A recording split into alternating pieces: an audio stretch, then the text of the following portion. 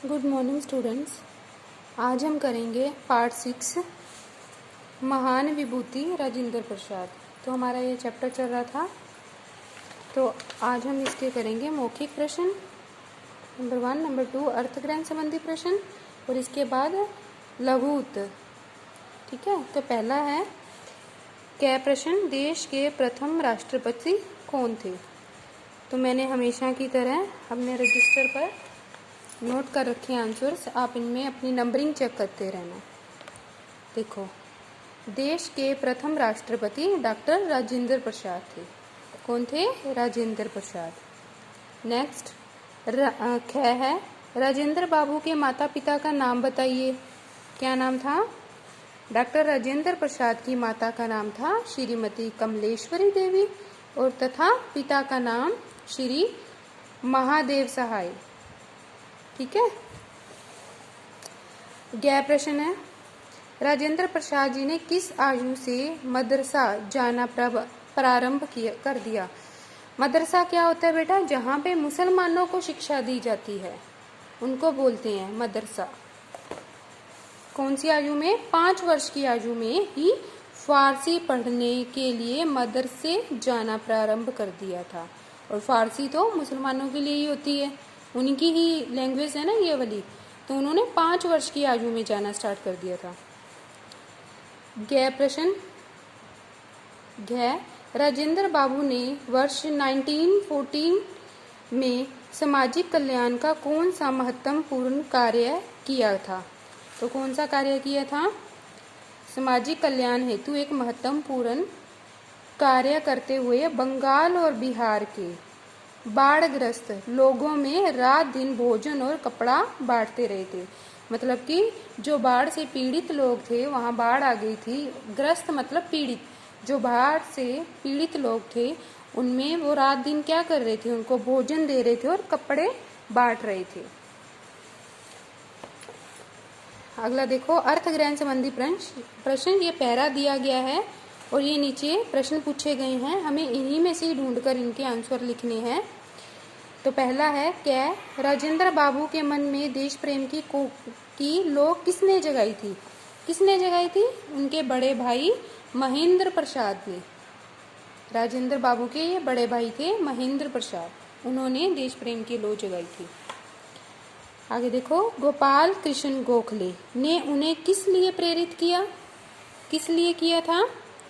गोपाल कृष्ण गोखले ने उन्हें सर्वेस्ट of India society नामक संगठन में शामिल होने के लिए प्रेरित किया था। तो ये एक संगठन का नाम था, उसमें शामिल होने के लिए।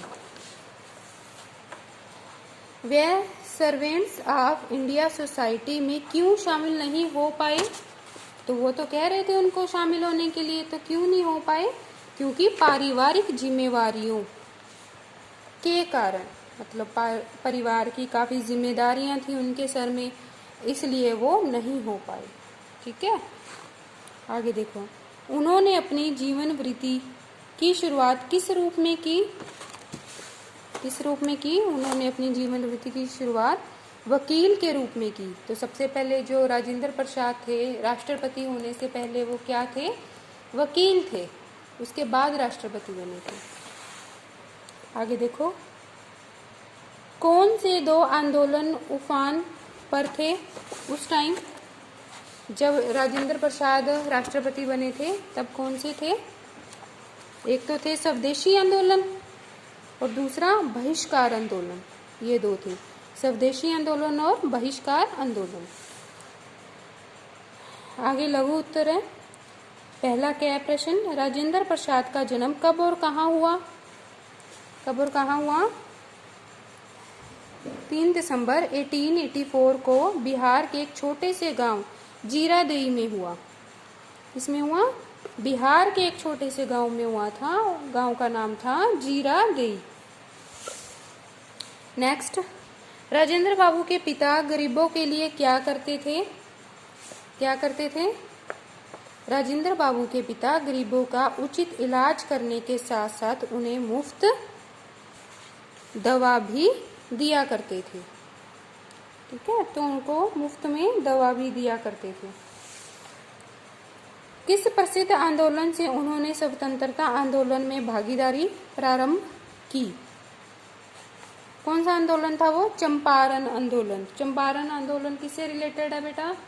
ये गांधी जी के साथ रिलेटेड है, ये वाला आंदोलन था जो। तो उससे उन्होंने, राजेंद्र बाबू ने स्वतंत्रता आंदोलन में भागीदारी प्रारंभ की थी।